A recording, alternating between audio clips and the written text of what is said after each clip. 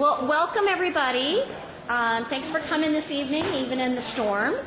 And we've got a couple of guest speakers this evening from the paper show. And we've got Mark Vinci, who's done this wonderful piece called Burnout. And we also have Goran Konjavad, who does origami sculptures. And each of them is going to be sharing some of their techniques, about their background, how they got into what they're doing, and kind of share with us some information so that we can give better information to the public. So I am going to first hand the floor over to Mark, who's going to talk about his work. Hi, nice to see you guys. Thanks for coming out. This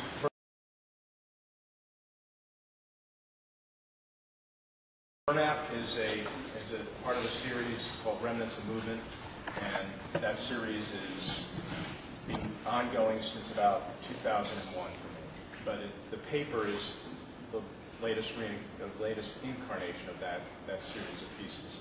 The work is about lateral movement in the landscape. It's about what you experience when you're driving in metropolitan areas. Specifically, the work is well, not at that. Although that could be a piece later on. I'd have to opaque everything to the point. So, I mean, the idea, the billboard, the way the billboard got involved in the work, because I used to paint, so it was all about painting that kind of movement, and it was somewhat satisfying. I mean, I did it for a couple of years, and I mean, I've been painting for 25 years, so that's. But the work that I do now, and like I said, since 2001, has been developed about this movement, the way we see fragmented architecture, and the way we experience this whole way we move through our space. And it really started as when I was working to make ends meet, which I do, because I don't always sell artwork. So I've chauffeured for a while out of the Phoenician, so I would drive brand new Cadillacs and go to the airport and pick people up. And for a while, I got to actually have the great time of standing with a sign and people would come out, everyone coming out, because I forget, there was a beer commercial that corresponded, but I can't remember what the deal was. People would come up and go, "That's me," and you go, "Yeah, right." So anyway, but the whole thing that happened with that experience is I spent so much time in a car. When you're doing it 8 to 10 hours a day and driving back and forth, in and out of the airport.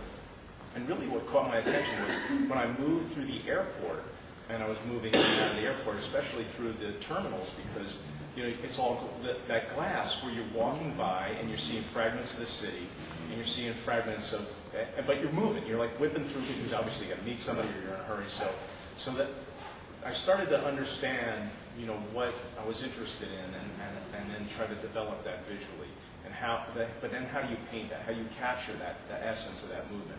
So the paintings, which when we're hooked up, I'll show you some of the older work so you have an understanding how the paintings, how they look. But the paper came about where I was reading an article in Art in America about Tom Sachs. And I don't know if you know Tom Sachs. He's an artist, and there's pieces being cast right now at the Foundry, Arizona Bronze, Tempe. I can't remember. Arizona Bronze. Yeah, and he's a big time art guy, and some area that I aspire to, trying to get to that level. But he did a piece where he took a room practically this size, and then put a kind of a slot car track in it, like a racing car, thing. And then it went all over this room, and he built replicas of modern architecture at a foam core. So, and they were placed throughout strategically. And then within the frame of the work room, there was like a McDonald's stand. It was but it was all made out of foam core. And so when I was looking at that, I thought, gee, those racing cars, they're kind of cool. And then, I like what he's doing. And then I thought, gee, I wonder what it'd be like. And then started to go, and I thought, what would it be like if you took the car and then have it go off the track and crash?